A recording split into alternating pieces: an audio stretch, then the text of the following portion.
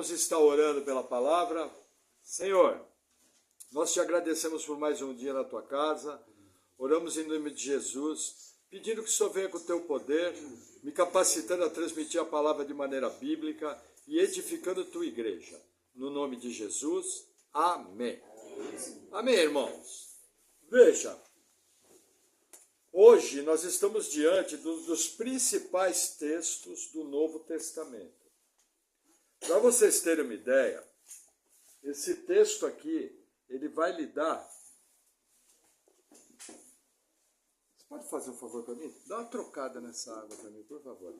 Esse texto vai lidar com algumas heresias que nós vemos em algumas religiões. Lembrando o quê? Sempre que você faz uma crítica, não é a pessoas. Por quê? Porque as pessoas, elas estão distribuídas de acordo com a sua fé, elas estão fazendo isso com a melhor das intenções. O que fica em discussão é a questão bíblica.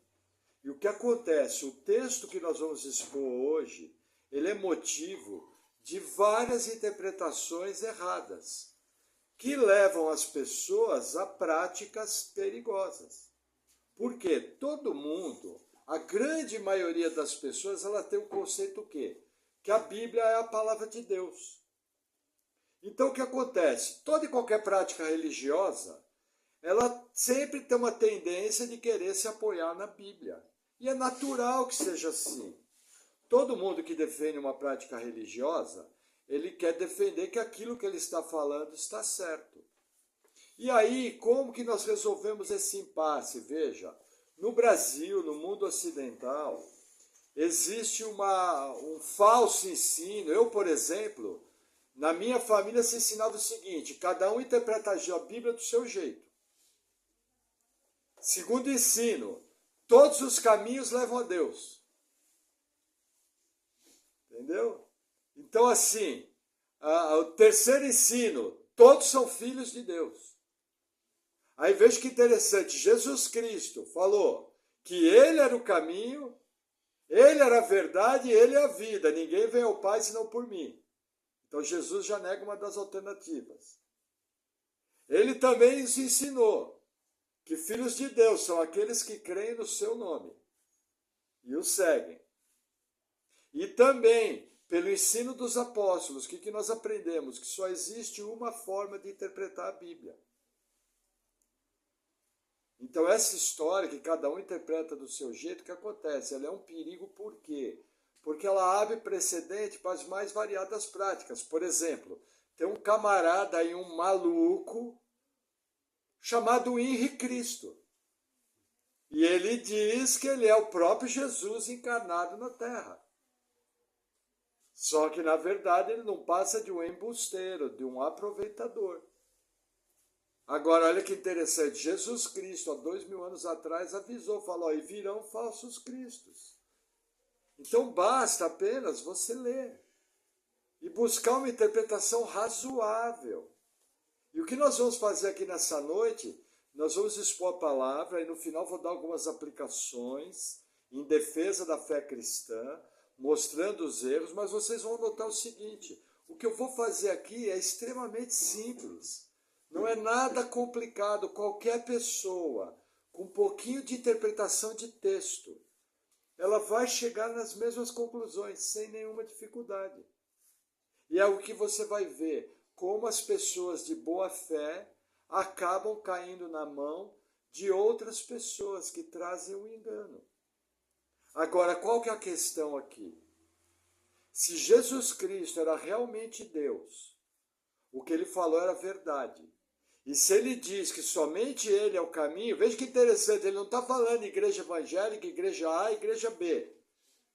Ele está falando de cristianismo, que é muito maior que qualquer igreja. Está falando de fé nele, arrependimento de pecados. E segui-lo de todo o coração. Então, se o que ele falou era verdade sendo Deus, isso elimina os outros caminhos. E isso é algo importante para ser pensado. Por quê? Porque um dia nós vamos partir desse planeta. E Jesus Cristo nos ensinou que existe uma vida eterna. E essa vida eterna vai ter dois lugares, um ao lado de Deus Pai Todo-Poderoso e outro afastado de Deus, em tormentos. Então a coisa é muito séria. As consequências são devastadoras ou maravilhosas. E tudo vai da maneira com que você se aproxima de Jesus, da maneira que você se aproxima dos seus ensinos. E textos como esse de hoje são extremamente importantes. Amém? Então vamos lá, Evangelho de Lucas, capítulo 9, versículo 18. Diz assim a palavra do Senhor. E aconteceu que, estando ele só, orando, estavam com ele os discípulos, e perguntando-lhes, dizendo, quem diz a multidão que sou? E respondendo eles disseram, João o Batista, outros, Elias, e outros, que um dos antigos profetas ressuscitou. E disse-lhes, e vós, quem dizeis que eu sou? E respondendo Pedro, disse, o Cristo de Deus. Olha que interessante. Veja, havia muita discussão sobre quem era Jesus. Uns achavam que ele era o profeta João Batista que havia ressuscitado. Outros achavam que ele era o cumprimento do texto que havia sido escrito 400 anos antes pelo profeta Malaquias, dizendo que Elias teria que vir. E outros diziam que ele era um dos grandes profetas do Antigo Testamento que havia ressurgido.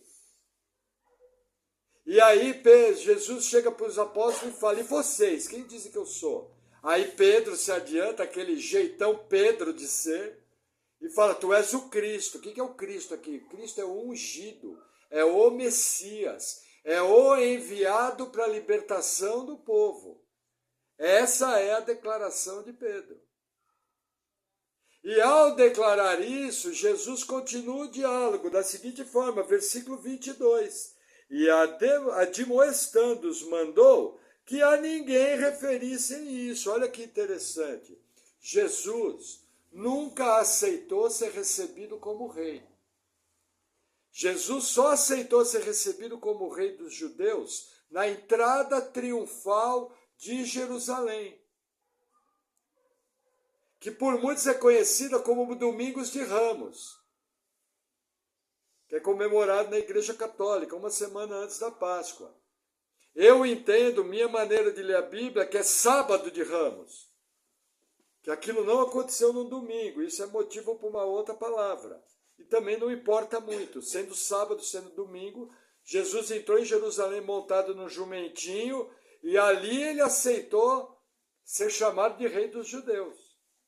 E por que ele está fazendo isso aqui? Porque existe um tempo, existe uma operação de Deus, existe um plano, existe um cronograma a ser cumprido. E Jesus só fazia as coisas, mesmo sendo o próprio Deus, o Deus Filho, ele só fazia as coisas, seguindo a ordenança de Deus Pai Todo-Poderoso.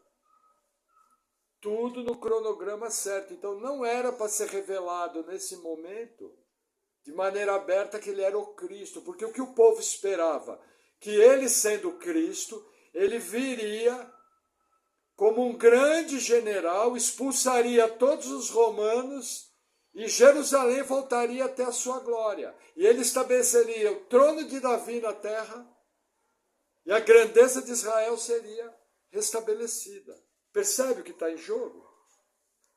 Isso seria tratado pelos romanos como revolta, como insurreição. Só que o reino de Jesus não era desse mundo, era um reino espiritual. Ele veio para fazer um resgate espiritual, para nos dar o presente da vida eterna. Por isso que ele orienta, não falem nada.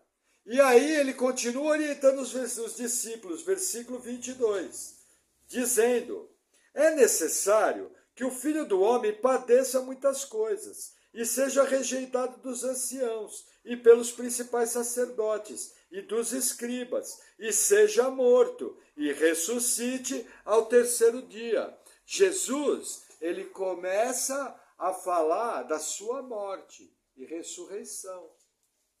Então veja que interessante. O diálogo começa com a opinião das pessoas sobre Cristo.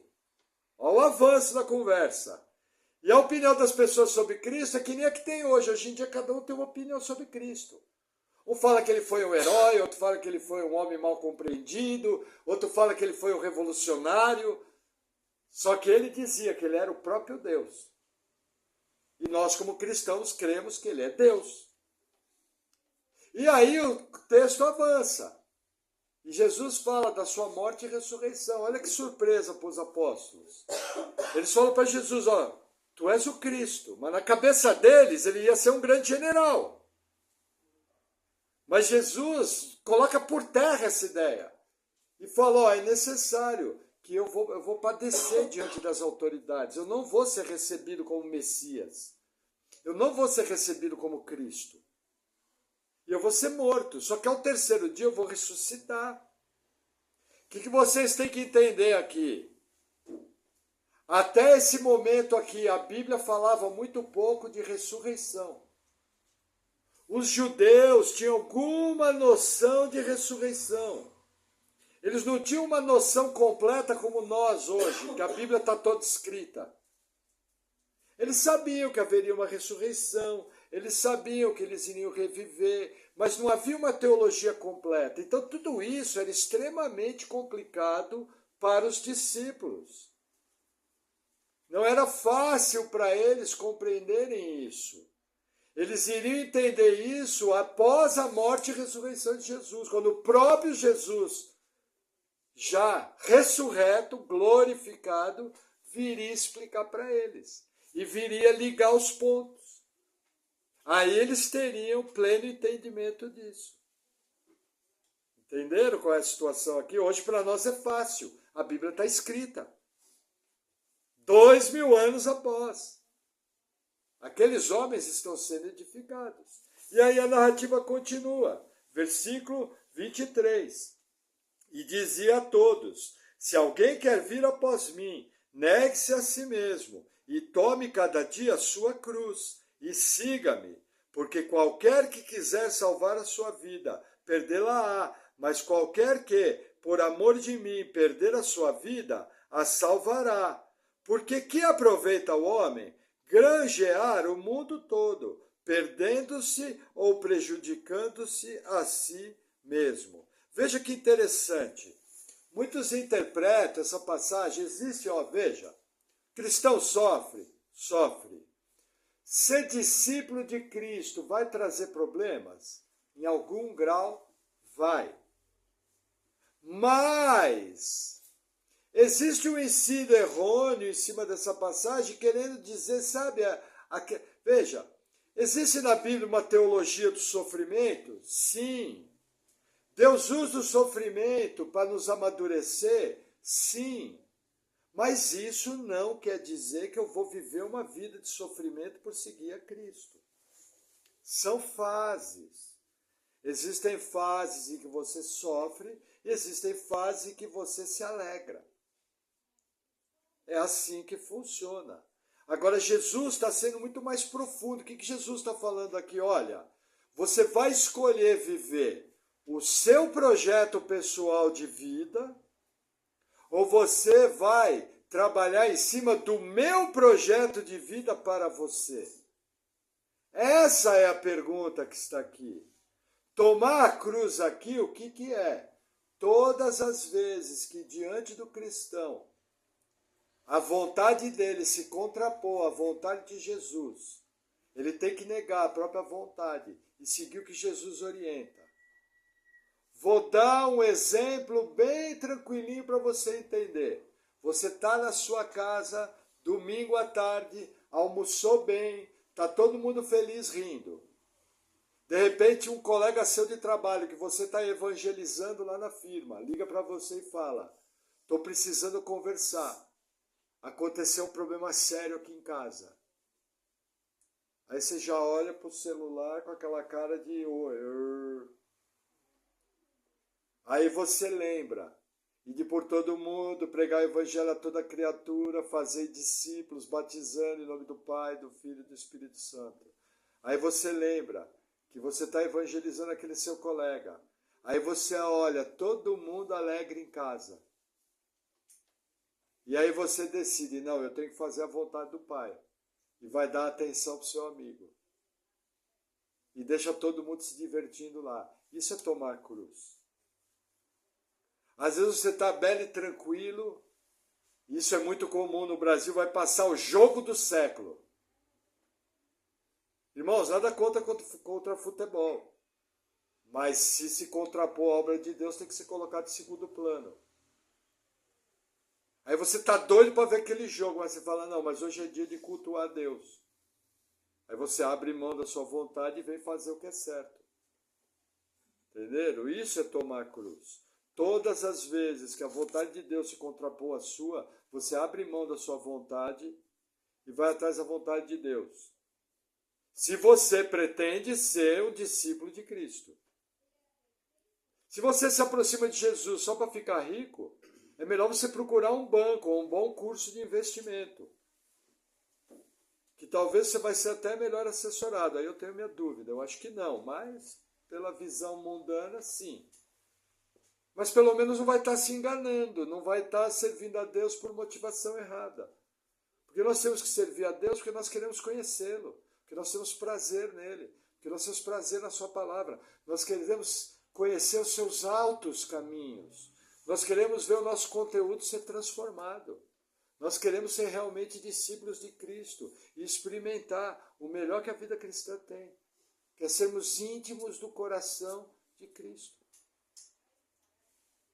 Amém? Amém. Glória a Deus. Vamos seguir. Versículo 26.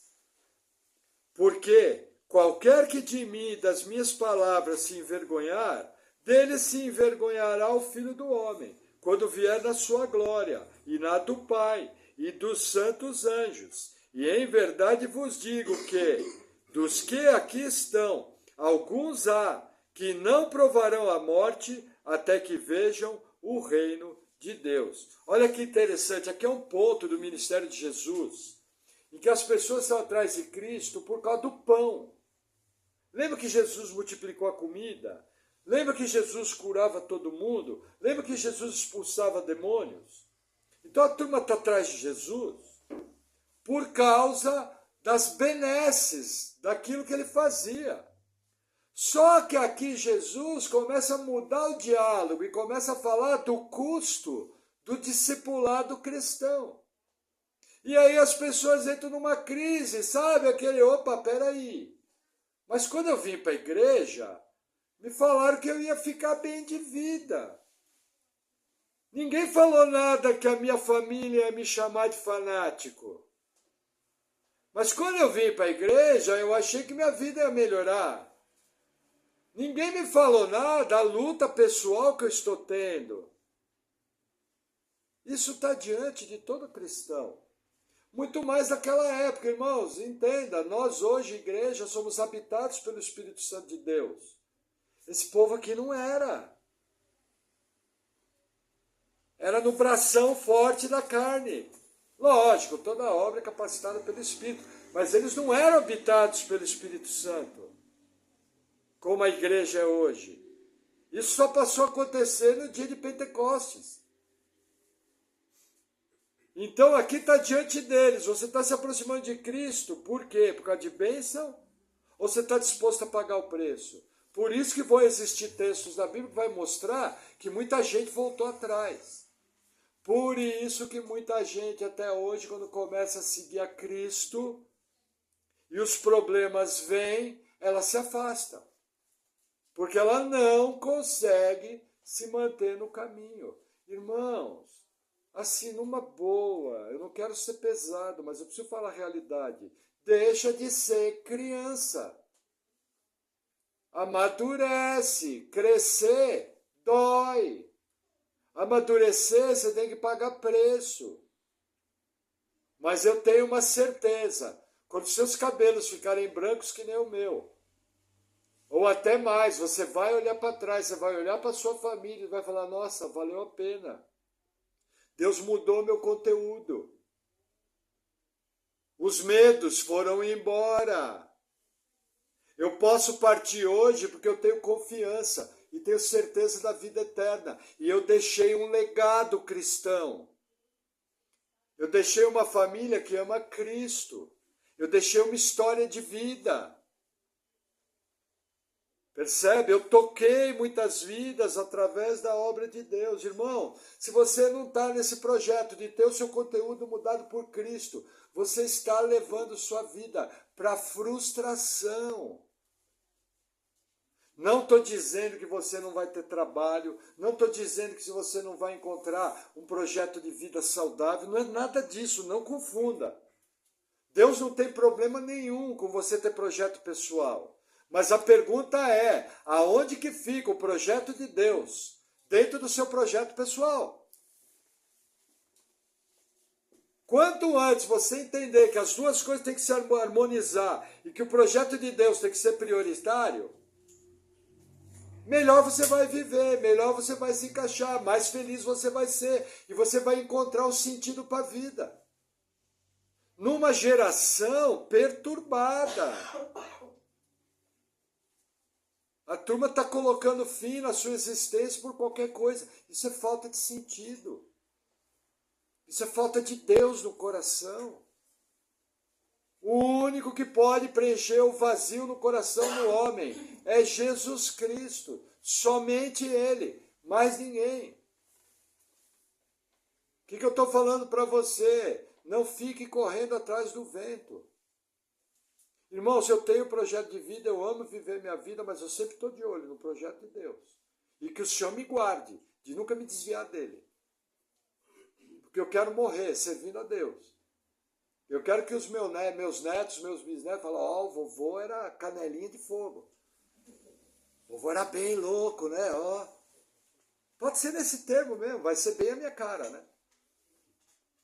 Você sabe que às vezes eu dou umas derrapadas feias, né? Ainda mais para um reformado, a turma fica até, nossa, esse pregador é meio esquisito, mas é meu jeito, não vou mudar, procuro não errar tanto. Mas assim, eu quero ser lembrado como homem de Deus. Esse é o meu projeto. Amém? Amém. Vamos seguir. Versículo 28. E aconteceu que, quase 8 dias depois dessas palavras, tomou consigo a Pedro, a João e a Tiago, e subiu ao monte a orar. E estando ele orando, transfigurou-se na aparência do seu rosto, e a sua roupa ficou branca e muito resplandecente. Vamos fazer uma pausa aqui, presta atenção. O versículo 27, Jesus falou o seguinte, muitos aqui hão de morrer, não vão morrer antes de ver o reino de Deus. O que vai acontecer agora é... O que vai acontecer agora, aconteceu algum problema com a internet. O que vai acontecer agora é, Erasmo, vê se não mexeram lá no coisa. O que vai acontecer agora é o cumprimento desse reino de Deus. É esse cumprimento. Entenderam? O que vai acontecer? Jesus vai se transfigurar. E quando eles sobem para o monte, Tiago, Pedro e João, eles sobem para o monte, eles sobem para o monte para ver Jesus glorificado. Só um minutinho aqui, deixa eu ativar de volta. Ô Senhor, nos ajuda, Pai. Amém. Está reconectando, glória a Deus. Então, ele vai nos ajudar de volta, ele vai... Perdão, perdi o fio da meada. Ele vai se transfigurar. E nessa transfiguração, eles vão ver Jesus na forma de Deus. E assim que eles chegam no alto desse monte, nós não sabemos quem é, aonde que é esse monte. Assim que ele chega, o rosto dele se transforma. E as vestes dele começam a emanar luz. É isso que está acontecendo aqui. Amém? Vamos avançar mais um pouquinho. Versículo 30. E eis que estavam falando com ele dois homens, que eram Moisés e Elias, os quais apareceram com glória, e falavam da sua morte, a qual havia de cumprir-se em Jerusalém. Olha que interessante. Quem aparece no monte? Moisés e Elias. E eles começam a conversar com Jesus. O que eles representam aqui? Moisés representa a lei. Elias representa os profetas. A maneira que o judeu tinha de enxergar as escrituras eram a lei, os profetas e os salmos. Ali está representado os dois maiores nomes do Antigo Testamento. E quando Pedro, Tiago e João olharam, eles viram Moisés e Elias em glória, conversando com Jesus em glória. Essa é a cena aqui. Aí o texto continua, versículo 32. E Pedro e os que estavam com ele estavam carregados de sono, e quando despertaram, viram a sua glória, e aqueles dois homens que estavam com ele. E aconteceu que, quando aqueles se apartaram dele, disse Pedro a Jesus: Mestre, bom é que nós estejamos aqui e façamos 3 tendas, uma para ti, uma para Moisés e uma para Elias, não sabendo o que dizia. Olha que interessante. Eles estavam meio dormindo. Jesus estava orando, eles começaram a cair no sono. Quando eles despertaram, o que eles viram? Jesus glorificado conversando com Moisés e Elias. Qual foi a ideia de Pedro? Pedro se dirige a Jesus e fala: Senhor, posso fazer 3 tendas aqui? E aí o que acontece? O que Pedro está querendo? Prolongar aquele momento. De maneira humana. Natural. Já pensou? Você está cochilando. Meio acordado, meio dormindo. Quando você abre os olhos, você vê Jesus glorificado. E com ele conversando Moisés e Elias. O fato interessante é que eles sabiam que era Moisés e Elias. Isso nos mostra que quando nós partimos daqui e formos para a vida eterna, você vai saber quem era Maurício, eu vou saber quem era Júlio, Júlio vai saber quem era Paula, Paula vai saber quem era Bruno, Bruno vai saber quem era Erasmo. Nós vamos saber de todo mundo. Isso é uma coisa muito interessante, porque os apóstolos sabiam disso. Então, assim, isso aqui é uma coisa interessante que já emana do texto. Lembra que a Bíblia fala que Deus é Deus de vivos e não de mortos? A Bíblia fala isso. E aí o texto vai continuar. Versículo 34, olha o que vai acontecer. E dizendo ele isto, veio uma nuvem que os cobriu com a sua sombra, e entrando eles na nuvem, tremeram. E saiu da nuvem uma voz que dizia: Esse é o meu amado filho, a ele ouvi. Olha que interessante, a primeira pessoa da Trindade aparece. Como? Numa nuvem. Olha que interessante, irmãos. 1000 anos antes, aproximadamente, o próprio Moisés, no cume do Monte Sinai, foi envolto numa nuvem. E quando ele desceu do monte, o rosto dele resplandecia. Resplandecia num nível que incomodava num nível que ele teve que colocar o véu. De uma forma menor, 1000 anos antes, aconteceu um fato parecido. E a Bíblia fala que Moisés falou com Deus na nuvem. Essa mesma nuvem vem. E aí, olha que interessante. Mais uma prova da Trindade. Deus Pai falando. Deus Filho glorificado. E aí Deus fala uma coisa extremamente importante. Esse é o meu filho, a ele ouvi. Essa é uma grande questão. Você ouve a Cristo, você ouve os seus ensinamentos. Isso tem desdobramentos eternos. A maneira com que você se aproxima de Jesus Cristo, se ele para você é o Filho de Deus, é o Deus encarnado, então tudo que ele fala é verdade. E ele deve ser ouvido. Se ele é apenas um homem bem intencionado, vou te adiantar uma coisa, ele não deve ser ouvido, porque ele é um maluco. Porque ninguém anda por aí dizendo que é Deus.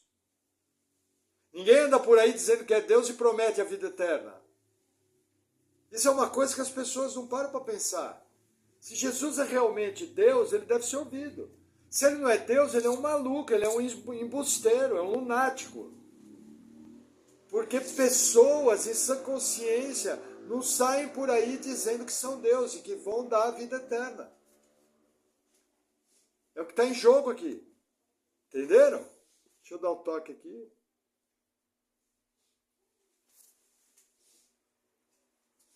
Vamos ver se melhora. A imagem deu pau, sumiu tudo. Vamos seguir. Versículo 37. Não, 36. E tendo soado aquela voz, Jesus foi achado só, e eles calaram-se. E por aqueles dias não contaram a ninguém nada do que tinham visto. Olha que interessante, a voz falou, assim que a voz falou, sumiu tudo. Só que os discípulos desceram tão intrigados que eles não comentaram nada com ninguém. O fato foi assombroso. E eles ficaram quietos. Sabe aquelas coisas que Deus faz? Que você fica tão ressabiado que você não abre a boca com ninguém? Talvez já tenha acontecido isso com você. Você guarda para você.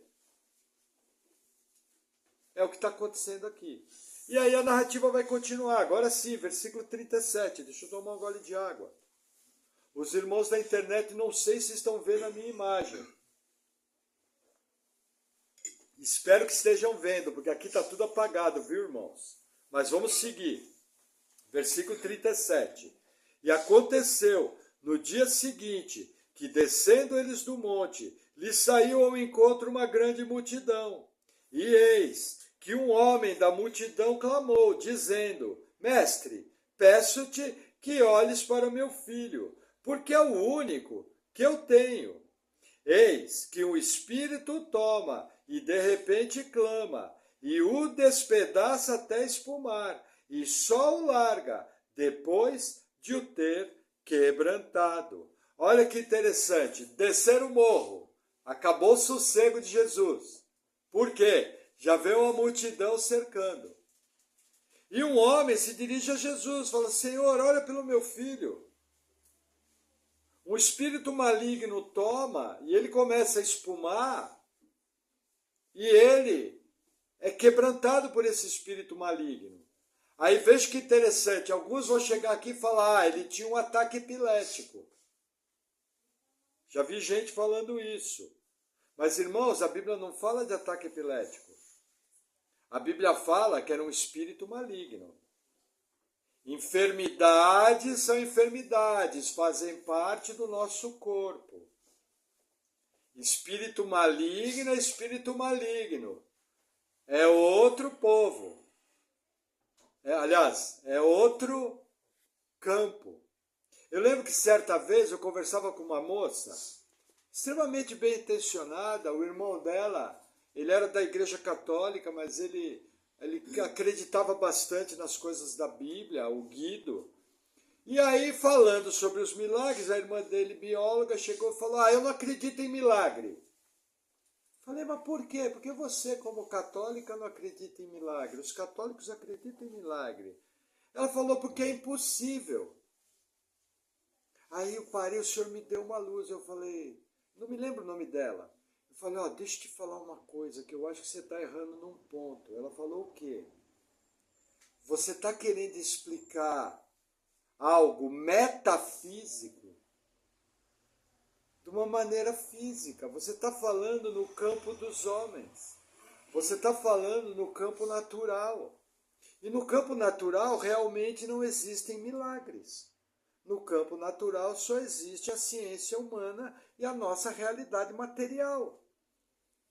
Mas nós aqui estamos falando do campo espiritual, e o campo espiritual envolve o Criador do universo. Então imagina, um ser que teve poder de criar um universo desse tamanho, não pode curar alguém? Na hora caiu a ficha. Ela fala, nossa, é verdade, eu nunca tinha pensado por esse lado. Não tem como explicar, é sobrenatural. E eu dei glória a Deus, né? Que, puxa, é bacana quando você vê. Porque a pessoa estava bem intencionada, ela não foi arrogante, ela só tinha dificuldade. Por quê? Porque a linha de raciocínio dela estava errada. Então, quando você trata com a Bíblia, quando é enfermidade, principalmente Lucas, que era médico, irmãos, Lucas era cientista, era médico, dos bons. E ele fala quando era enfermidade, ele fala quando era espírito maligno. A Bíblia é bem clara, cada um, cada um. Agora, nos dois, no caso de Jesus, você vê uma cura sobrenatural.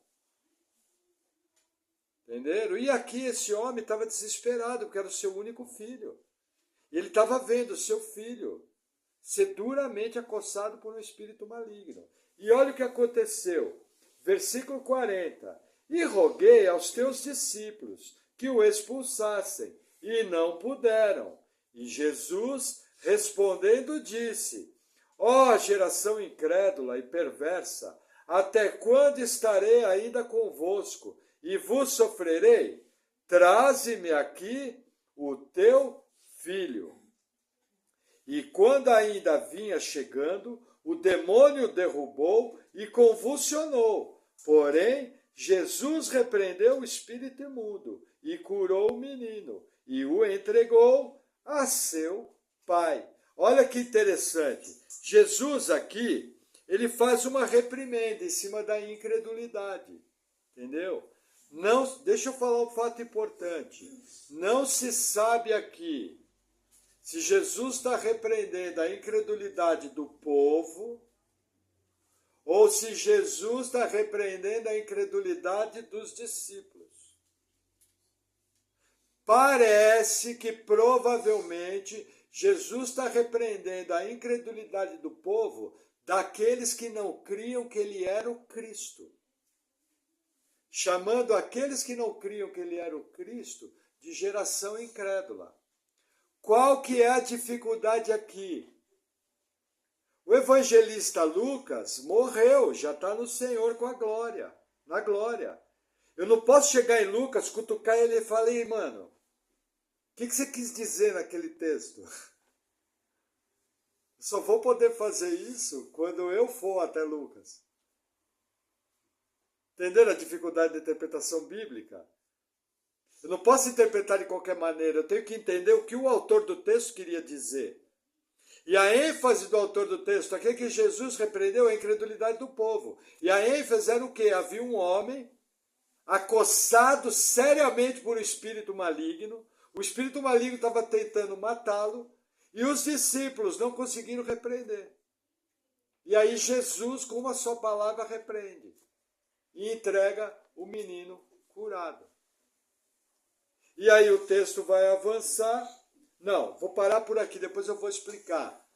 Num outro evangelho, eles perguntam por que nós não conseguimos expulsar numa situação parecida. E Jesus fala, essa casta só sai com jejum e oração. Quando chegarmos nessa pregação, eu vou explicar melhor, mas deixa eu explicar uma coisa para você. Quando eu jejuo e quando eu oro, eu fico mais sensível a Deus. Eu fico mais dependente do poder de Deus. E se Jesus falou que existem castas em que é necessário jejum e oração, eu creio que é verdade. Não por causa do poder de Deus para expulsar demônio, mas por causa da encrenquinha de duas pernas, que sou eu, que vai ser usado por Deus para expulsar o demônio. O problema sou eu. Então me parece que existem momentos da vida cristã que para determinadas coisas é exigida uma maior consagração. Por que eu estou falando isso? Existem alguns queridos irmãos reformados que não ligam muito para esse texto. Eu já sou o contrário, eu sou adepto do jejum e da oração. E eu desafio sempre os crentes que caminham junto a estarem jejuando e orando. Eu acho que é importante, é uma prática frequente e nos ajuda demais. Por quê? Porque nós somos problemáticos. Nós temos uma tendência a obedecer os nossos apetites pessoais. E ao obedecer o meu apetite pessoal, eu acabo me tornando um empecilho. Não que o poder de Deus é limitado. Eu sou limitado. Entenderam? Lembra que Jesus sempre falou, olhos para ver e ouvidos para ouvir? Isso é muito importante. Entenderam? Vamos agora a algumas aplicações desses textos. Olha que interessante. O texto-chave aqui não é o exorcismo. O texto-chave aqui é a transfiguração. O que acontece? Existem algumas religiões, por exemplo, catolicismo romano. Lembrando, eu tenho muito parente meu que é católico, tenho muito conhecido meu que é católico. Nós não estamos falando de pessoas, nós estamos falando de teologia, interpretação correta da Bíblia. Que fique bem claro, entendeu? Então, no catolicismo romano existe o dogma da oração aos santos. Um dos textos que eles dizem que nós podemos orar aos santos é esse aqui. Qual que é o problema? Primeiro problema da oração ao santo. Olha que sério. Se vou usar o exemplo do querido pastor Antônio Neto. Honra a quem merece honra. Se eu oro aqui em Curitiba, 6 da tarde, a São Francisco, e o irmão Bruno ora lá em Pinhais, às 6 da tarde, a São Francisco, e o irmão Joãozinho ora em São Paulo, às 6 da tarde, a São Francisco, e a irmã Maria ora em Recife, às 6 da tarde, para São Francisco, e São Francisco ouve a oração de nós quatro, e eu digo que isso é verdade, eu acabei de criar um Deus. Porque São Francisco é onisciente. Se ele foi capaz de ouvir a oração dos quatro, ele também é onipresente, ele está em 4 lugares ao mesmo tempo. Percebe a seriedade desse ensino? É meio óbvio. Como que eu digo que se eu oro por um ser humano que já morreu, ele é capaz de me ouvir em 200 lugares? Agora, gente, pessoas orando no mesmo minuto no mundo ocidental, a São Francisco, quantas tem no mesmo minuto no mundo? Milhares! Acabei de criar um Deus, entendeu? Não é chatice. É uma questão de bom senso. Mas olha como é interessante isso. Eu sou de família católica. Mas meu pai falava o seguinte, ó, eu não oro para santo. Quando eu vou falar, eu falo direto com o chefe. E eu só rezo para Deus. Aí eu já aprendi aquilo com meu pai. É interessante isso. É só você pensar. Mas o que eu estou te explicando aqui é que esse texto não serve para isso. Outro detalhe. O texto jamais fala que foi feita qualquer oração a Moisés e a Elias. Outro detalhe, é só você ler o texto que você vê que Pedro, Tiago e João sequer conversaram com Moisés e Elias. Eles só falam com Jesus, é só ler o texto. Então está derrubada aqui a doutrina católica da intercessão dos santos. Simples. Que mais? Existe uma doutrina, e essa é muito comum na igreja evangélica. Vamos agora dar um cutucão nos nossos irmãos da igreja evangélica. Que doutrina é essa? A doutrina do sono da alma. Que muitos crentes, gente séria, filhos de Deus, pessoa que ama Jesus. O que eles acreditam? Porque existem alguns textos da Bíblia que usam o termo dormiram em Cristo. As pessoas acham que morreu, dormiu. Essa é chamada doutrina do sono da alma. Irmãos, Moisés e Elias estão dormindo no texto? Não, eles estão vivinho da Silva, conversando com Jesus. Não apenas isso, eu preciso de 2 textos para sustentar uma doutrina. Mais à frente nós vamos estudar Evangelho de Lucas, capítulo 16, a história do rico e de Lázaro. E o rico e Lázaro estão conscientes, conversando inclusive com Deus. Não existe sono da alma. É o que nós chamamos, agora eu vou falar bonito, de eufemismo. Sabe que nem alguns irmãos falam, quando a pessoa morreu, os irmãos falam, Jesus chamou. Não é delicado? Não é sensível?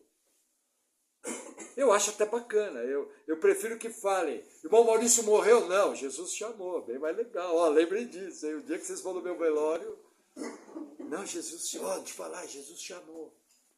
O irmão Maurício já está fazendo festa lá com Jesus. E nós estamos aqui tudo chorando. É verdade, eu vou estar fazendo festa, vocês vão estar chorando, espero, né? Apesar que todo mundo fica bom, né, no caixão. Mas não, espero que vocês falem bem. Entenderam? Não existe doutrina do sono da alma. Agora, existe uma outra heresia muito séria, que ela vem do espiritismo kardecista. Irmãos, eu conheço vários espíritas, gente boa, gente honesta, pessoas queridas, que estão tentando fazer o seu melhor, porque o Espiritismo, ele ensina a salvação por obras.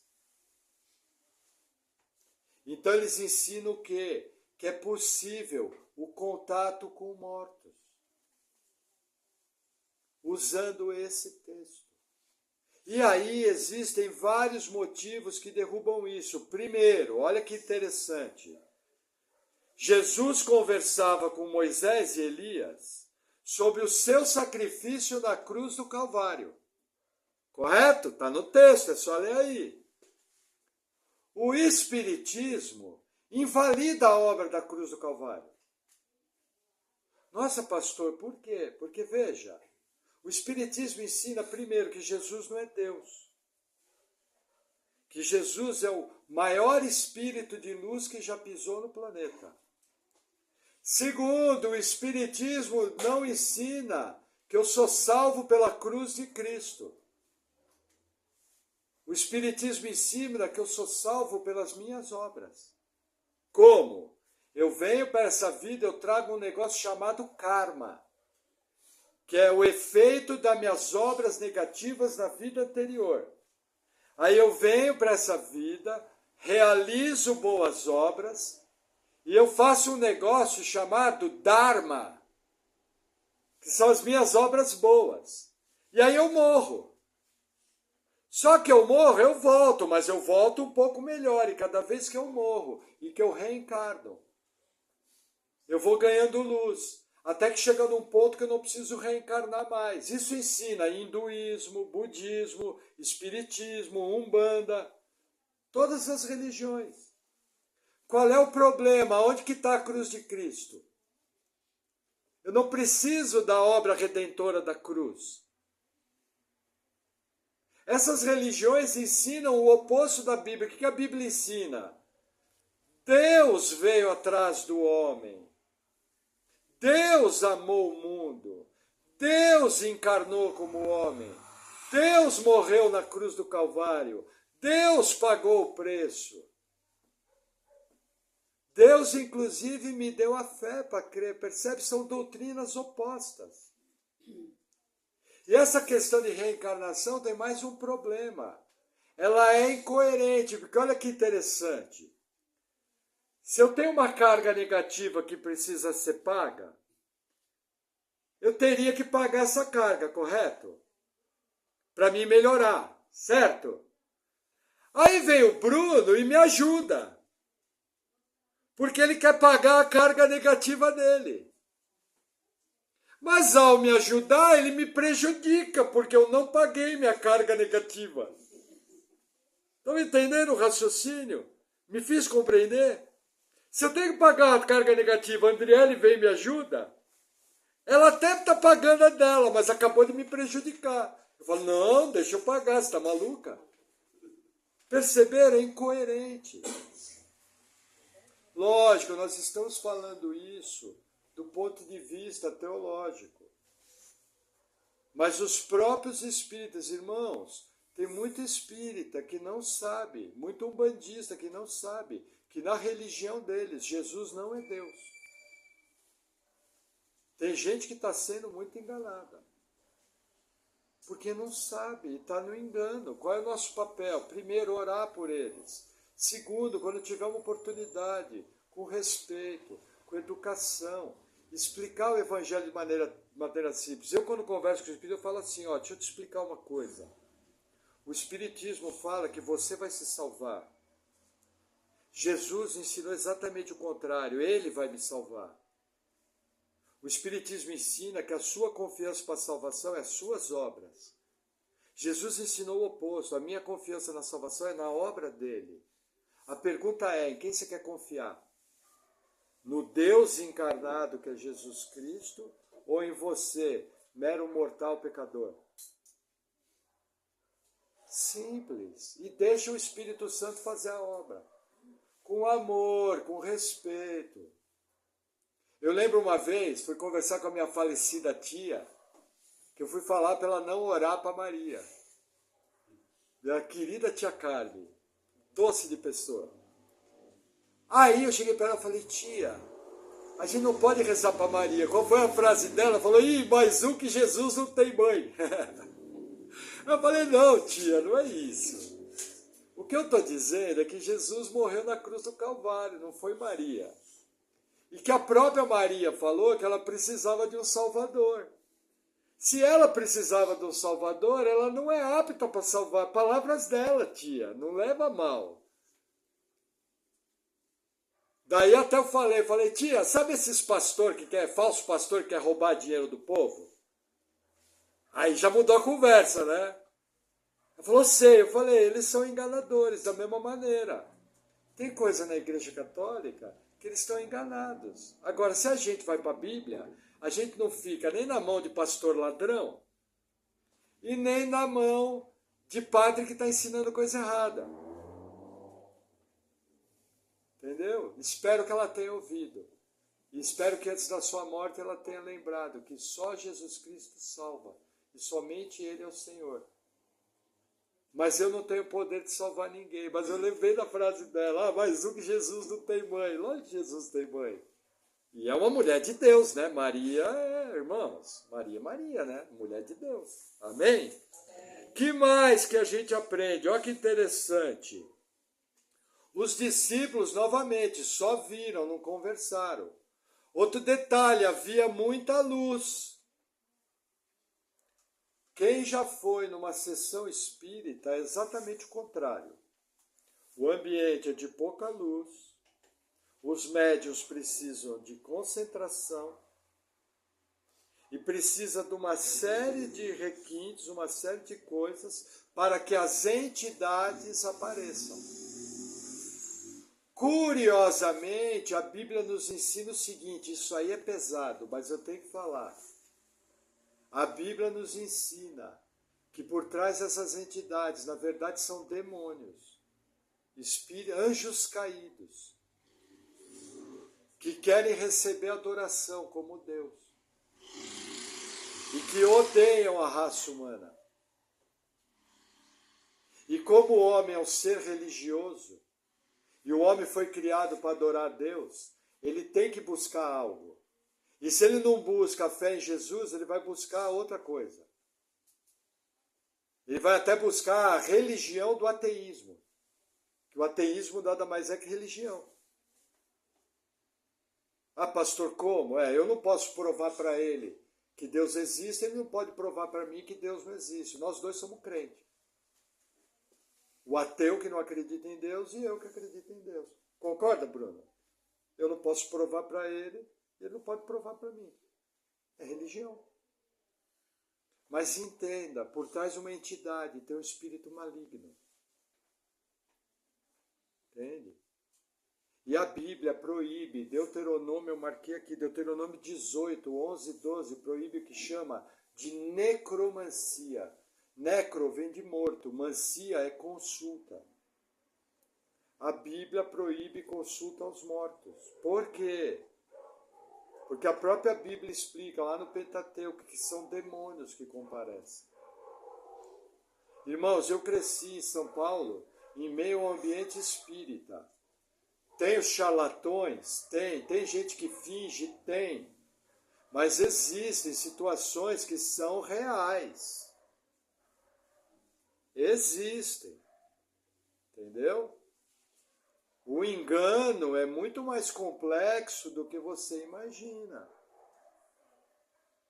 Agora, nós vemos aqui exatamente o oposto, muita luz.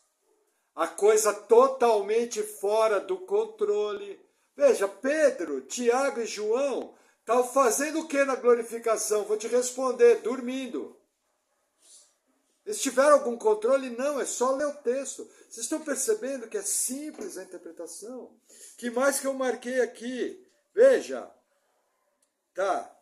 Muita luz, ambiente. Não houve em nenhum momento alguma invocação de Pedro, Tiago e João a qualquer pessoa.